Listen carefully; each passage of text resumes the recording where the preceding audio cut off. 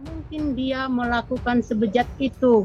Hmm. Bahkan sama bapak itu aja, sama bapak Jenderal Verdi Sambo itu, dia sangat taat dan jujur. Dia dipercayakan, bahkan belanja aja untuk buat rumah tangga, dia yang dipercayakan. Masa dia melakukan kekeji itu? Nggak mungkin lah. Kalau kan sebagai orang tua ya, nggak mungkin. Ya kalau tidak ada kepentingan dalam keadaan normal, tidak dipanggil ya nggak mungkin lah. Tapi kalau misalnya saya panggil, ini saya ngangkat ada benda berat gitu. Oh, barbel saya dari kamar ini pindahkan ke teras. Artinya harus seizin atau sepengetahuan antara perintah ya? Atas perintah. Tapi kalau dia masuk misalnya tanpa izin, nah ini berarti dia sudah nggak mau lagi ikut kita gitu. Saya telah membentuk tim khusus yang dipimpin oleh Pak Wakapori, Pak Irwasum, kemudian ada Pak Kabar Eskrim, Pak Kabid, kemudian juga ada ASIS-DM, karena memang beberapa unsur tersebut harus kita libatkan, termasuk juga fungsi dari Provos dan Pamina. Kasus pidananya ada 2 laporan polisi. Yang pertama terkait dengan percobaan pembunuhan, yang kedua terkait dengan kekerasan, ancaman kekerasan terhadap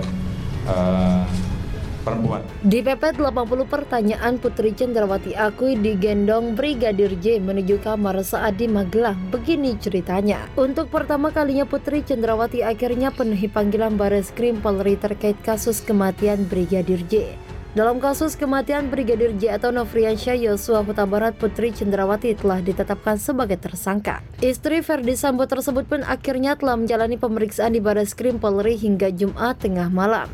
Arman Hanis, kuasa hukum Putri Cendrawati, dalam keterangannya mengungkapkan sang klien dicecar 80 pertanyaan oleh penyidik Polri. Namun yang lebih mengejutkan, meski dipepet dengan puluhan pertanyaan, Putri Cendrawati tetap kekeh mengaku alami pelecehan seksual. Bahkan Putri Cendrawati pun disebut menceritakan kembali pelecehan seksual yang dialaminya dari Brigadir J. Disebut-sebut kejadian yang dialami oleh Putri Cendrawati itu terjadi di Magelang, Jawa Tengah. Kurang lebih ada 80-an pertanyaan. Ibu PC juga menjelaskan dalam pemeriksaan bahwa beliau adalah korban tindakan asusila atau kekerasan seksual dalam perkara ini. Itu dalam BAP disampaikan seperti itu, kata Arman, dikutip dari Kompas.com Sabtu 27 Agustus 2022. Selain itu, Putri Cendrawati pun membantah sangkaan terkait pasal 340 KUHP tentang pembunuhan berencana yang ditujukan padanya.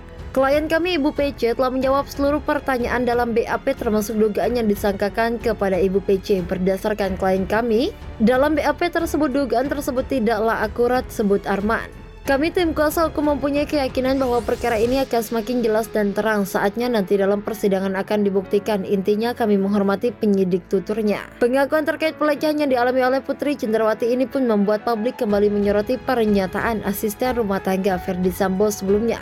Melansir dari Gridot.id, Kuat Maruf yang juga telah ditetapkan sebagai tersangka sempat menyebut adanya tindak asusila. Kuat Maruf mengatakan bahwa Putri Cendrawati mendapat perlakuan asusila dari Brigadir J saat berada di Magelang. Kuat Maruf mengaku 2 kali memergoki insiden yang terjadi antara Brigadir J dan Putri Cendrawati saat di Magelang, Jawa Tengah. Kesaksian Kuat Maruf soal kejadian yang ada di Magelang itu disampaikan oleh anggota Komisi 3 DPR Syarifuddin Sading dalam rapat dengar pendapat bersama Kapolri Rabu. Pertama kali Kuat Maruf mengaku memergoki Brigadir J hendak menggendong Putri Cendrawati menuju kamar saat tengah berada di rumah televisi. Tak hanya itu saja, Kuat Maruf kembali memergoki Brigadir J yang disebutnya akan melakukan tindak asusila pada 7 Juli 2022. Kala itu Kuat Maruf memergoki mengendap keluar dari kamar Putri Cendrawati. Ada kejadian pada sore hari jam 17.30 waktu Indonesia Barat menjelang maghrib. Ini sebenarnya pemicu. Saat itu Brigadir J masuk dalam kamar Putri di lantai 2 dan keluar dari kamar dilihat oleh Kuat mengendap-endap, lalu kemudian ditegur, kata Sading. Jam 11 malam Putri menelpon ke Verdi Sambo dan sambil menangis menyampaikan diperlakukan seperti ini oleh Brigadir J. Penjelasan lebih rinci dijelaskan oleh Putri ke Verdi Sambo setelah tiba di Jakarta, katanya. Akhirnya terungkap sosok poluan yang menangis usai Verdi Sambo dipecat. Tertunduk sedih di ruangan. Polri resmi menjatuhkan sanksi etik berupa pemecatan terhadap mantan Kadif Propam Polri Irjen Verdi Sambo pada Kamis 25 Agustus 2022. Keputusan pemecatan atau pemberhentian tidak dengan hormat terhadap Irjen Ferdy Sambo diputuskan melalui hasil sidang Komisi Kode Etik Polri. Adapun sidang tersebut diketahui digelar sejak Kamis 25 Agustus 2022 pagi hingga Jumat 26 Agustus 2022 dini hari. Alhasil sidang tersebut menjadi sorotan seluruh rakyat Indonesia. Dari gerak-gerik setiap orang di ruangan sidang Kode Etik Ferdy Sambo hingga hal-hal yang menjadi fakta persidangan. Tak hanya Ferdy Sambo yang menjadi fokus, melainkan ada sosok poluan yang ada di ruang sidang. Ekspresi seorang poluan jadi sorotan saat Ferdy Sambo meninggalkan ruang sidang Jumat 26 Agustus 2022 dini hari. Momen itu terekam di siaran langsung saat pembacaan putusan pemberhentian tidak dengar hormat Ferdy Sambo oleh Polri. Seorang poluan yang duduk di ruang sidang itu tampak mengusap matanya, diduga menangis. Belum diketahui aksi poluan itu apakah berhubungan dengan sanksi yang diterima Ferdy Sambo. Tidak diketahui siapa poluan yang duduk di ruang sidang tersebut. Dilansir dari YouTube Tribun News, Jumat 26 Agustus 2022, usai dipecat dengan tidak hormat, suami Putri Chandrawati itu sempat membacakan permintaan maaf. Permintaan maaf itu ia tujukan pada para jenderal senior dan rekan-rekan polisi yang ikut terdampak pada kasus pembunuhan Brigadir J. Usai membacakan permohonan maaf itu, Ferdy Sambo lalu meninggalkan ruang sidang untuk kembali ke ruangan tahanan tempat dirinya diamankan. Namun ada momen yang jadi sorotan saat Ferdy Sambo meninggalkan ruang sidang. Tampak pada video Ferdy Sambo meminta izin untuk menyampaikan permohonan maaf secara tertulis. Pemimpin rapat pun meminta Ferdy Sambo untuk membacakan secara langsung permintaan maaf tersebut.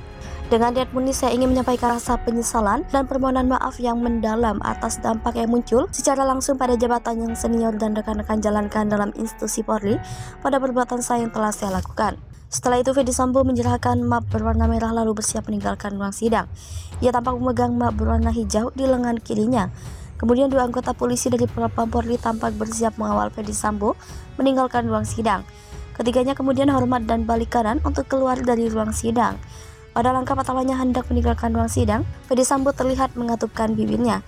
Ia lalu kembali berjalan dengan tegap dan wajah yang lurus ke depan. Saat Ferdy Sambo meninggalkan ruang sidang, kamera pun menyorot ke orang-orang yang ada di ruangan.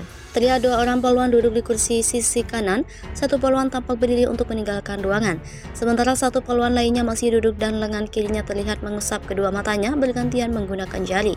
Poluan itu juga mengusap matanya menggunakan punggung tangannya. Setelah itu, ia juga ikut berdiri menyusul rekannya. Aksi itu jadi sorotan karena terlihat seperti sedang mengusap air mata. Tidak diketahui siapa poluan tersebut, namun sepertinya merupakan anggota Provos. Kapolri datangi Istana Negara usai Ferdy Sambo dipecat. Polri Jenderal Listio Sigit Prabowo mendatangi Kompleks Istana Negara, Jakarta pada Jumat sore 26 Agustus 2022. Listio datang ke istana usai bekas Kepala Divisi Propam Inspektur Jenderal Ferdy Sambo resmi dipecat dari kepolisian dalam sidang Komisi Kode Etik Polri pada Kamis kemarin.